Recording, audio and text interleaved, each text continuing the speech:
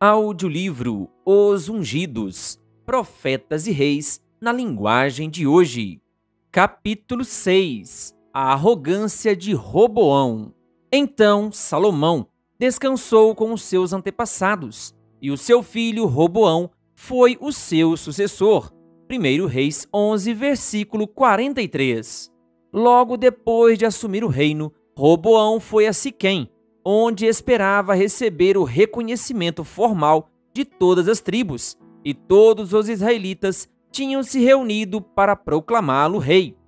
Entre os presentes estava Jeroboão, filho de Nebate, o mesmo Jeroboão que durante o reinado de Salomão era conhecido como homem capaz, e a quem o profeta Aías tinha levado a assustadora mensagem: assim diz o Senhor, saiba que vou tirar o reino das mãos de Salomão e dar a você 10 tribos. 1 Reis 11, versículos 28 e 31. Por intermédio de seu mensageiro, o Senhor falou de forma muito clara a Jeroboão. Deus declarou que essa divisão deveria ocorrer, porque eles me abandonaram e não andaram nos meus caminhos, nem fizeram o que eu aprovo, nem obedeceram aos meus decretos e às minhas ordenanças, como fez Davi, pai de Salomão. Versículo 33. No entanto, Jeroboão também recebeu instruções para que o reino não fosse dividido antes do fim do reinado de Salomão. Eu o fiz governante todos os dias de sua vida, por amor ao meu servo Davi, a quem escolhi e que obedeceu aos meus mandamentos e aos meus decretos. Tirarei o reino das mãos do seu filho e darei 10 tribos a você. Versículos 34 e 35. Apesar de Salomão ter se esforçado a fim de preparar Roboão para enfrentar a crise com sabedoria, ele nunca foi capaz de influenciar o filho para o bem com a força necessária. Roboão, infelizmente, não recebeu a educação que deveria na infância. Sua mãe, uma amonita, desenvolveu nele um caráter fraco. Ele tentou algumas vezes servir a Deus, mas no fim cedeu às más influências que o rodearam desde pequeno. Nos erros da vida de Roboão e em sua apostasia final, vemos o terrível resultado da união de Salomão com mulheres idólatras.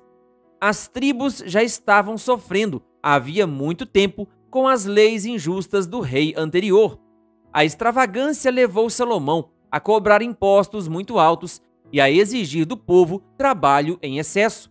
Antes de coroar um novo rei, os líderes das tribos decidiram descobrir se o filho de Salomão pretendia aliviar essas cargas.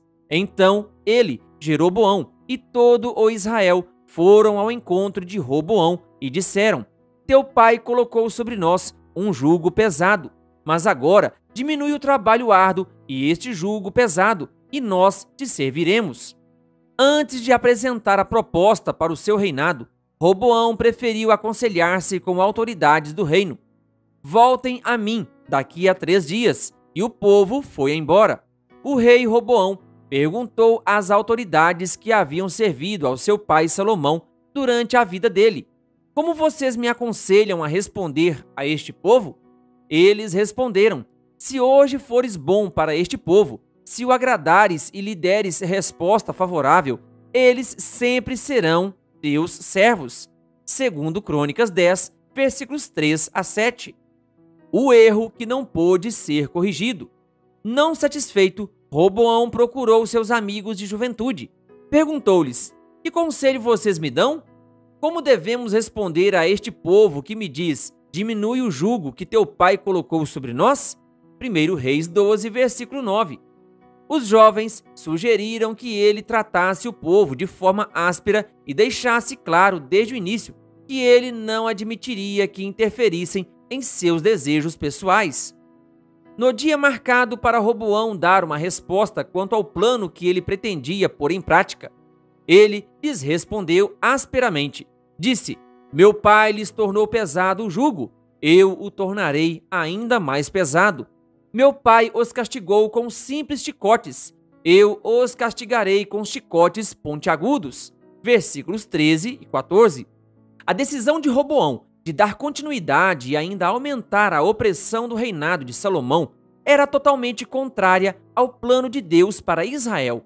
Nessa tentativa insensível de exercer poder, o rei e seus conselheiros revelaram o orgulho da posição e autoridade. Muitos dentre o povo ficaram alarmados com as leis injustas do reinado de Salomão e sentiram agora que não tinham outra escolha a não ser rebelar-se contra a casa de Davi. Quando todo o Israel viu que o rei se recusava a ouvi-los, respondeu ao rei: "Que temos em comum com Davi? Para as suas tendas, ó Israel, cuide da sua própria casa, ó Davi." E assim os israelitas foram para as suas casas. Versículo 16. A rachadura que o rude discurso de Roboão abriu não podia mais ser consertada.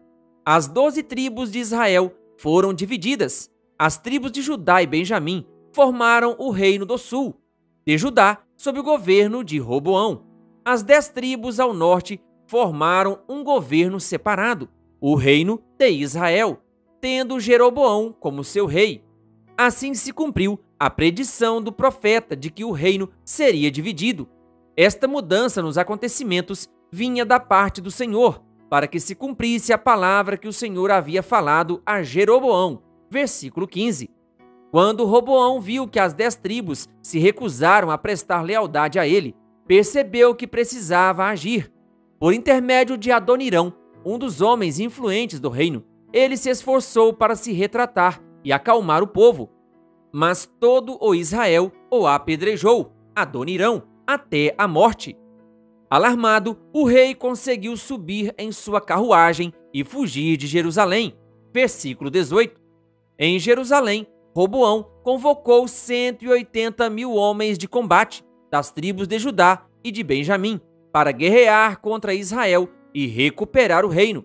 Entretanto, veio esta palavra de Deus a Semaías: "Assim diz o Senhor: não saiam à guerra contra os seus irmãos israelitas.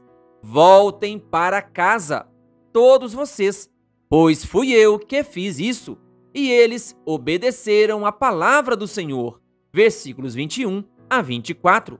Por 3 anos, Roboão procurou colocar em prática as lições que aprendeu com a triste experiência do início de seu reinado.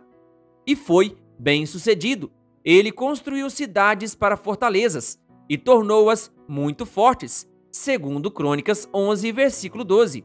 No entanto, o segredo do sucesso de Judá durante os primeiros anos do reinado de Roboão foi o fato de o rei reconhecer a Deus como supremo governante. Isso deu às tribos de Judá e Benjamim uma grande vantagem. Diz o relato: de todas as tribos de Israel, aqueles que estavam realmente dispostos a buscar o Senhor, o Deus de Israel, seguiram os levitas até Jerusalém para oferecerem sacrifícios ao Senhor, ao Deus dos seus antepassados. Eles fortaleceram o reino de Judá e durante 3 anos apoiaram Roboão, filho de Salomão, andando nos caminhos de Davi e de Salomão durante esse tempo, segundo Crônicas 11, versículos 16 e 17. Roboão fracassa. No entanto, o sucessor de Salomão fracassou em exercer uma forte influência em favor da lealdade a Jeová. Ele era por natureza obstinado, autoconfiante, teimoso e inclinado à idolatria. Se ele, porém, tivesse colocado sua confiança inteiramente em Deus, teria desenvolvido uma fé forte e se tornado submisso aos requisitos divinos. Mas, com o passar do tempo, o rei colocou sua confiança no poder da posição e nas fortalezas que construiu. Pouco a pouco ele deu espaço para as fraquezas que herdou, até que se entregou completamente à idolatria. Depois que Roboão se fortaleceu e se firmou como rei, ele e todo o Israel abandonaram a lei do Senhor, segundo Crônicas 12, versículo 1. O povo escolhido por Deus para ser uma luz para as nações vizinhas estava tentando ser como as nações ao seu redor. Assim como aconteceu com Salomão, aconteceu com Roboão. A influência do mau exemplo desviou muitos do caminho certo. Deus não permitiu que a apostasia do rei de Judá ficasse sem punição. Por terem sido infiéis ao Senhor, Sisaque, rei do Egito, atacou Jerusalém no 5º ano do reinado de Roboão.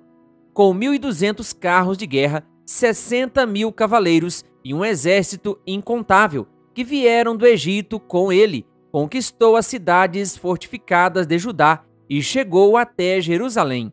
Então, o profeta Semaías apresentou-se a Roboão e aos líderes de Judá que se haviam reunido em Jerusalém, fugindo de Sisaque, e lhes disse: Assim diz o Senhor, vocês me abandonaram, por isso eu agora os abandono, entregando-os a Sisaque. Versículos 2 a 5. As perdas causadas pela invasão de Sisaque fizeram com que eles reconhecessem a mão de Deus e por algum tempo se humilhassem. Quando Sisaque, rei do Egito, atacou Jerusalém, levou todos os tesouros do templo do Senhor e do palácio real, inclusive os escudos de ouro que Salomão havia feito. Por isso, o rei Roboão mandou fazer escudos de bronze para substituí-los e os entregou aos chefes da guarda da entrada do palácio real. Sempre que o rei ia ao templo do Senhor, os guardas empunhavam os escudos e em seguida os devolviam à sala da guarda. Como Roboão se humilhou, a ira do Senhor afastou-se dele e ele não foi totalmente destruído. Na verdade, em Judá ainda havia algo de bom. Versículos 9 a 12. As consequências da apostasia de Roboão. Contudo, assim que a nação começou a prosperar outra vez, muitos voltaram novamente para a idolatria. Entre eles estava o próprio rei Roboão.